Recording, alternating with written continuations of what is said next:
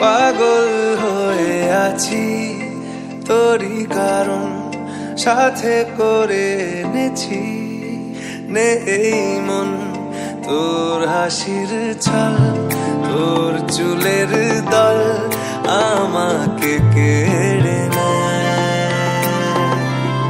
তোর চোখের ঝিল জানি বেরোনো মুশকিল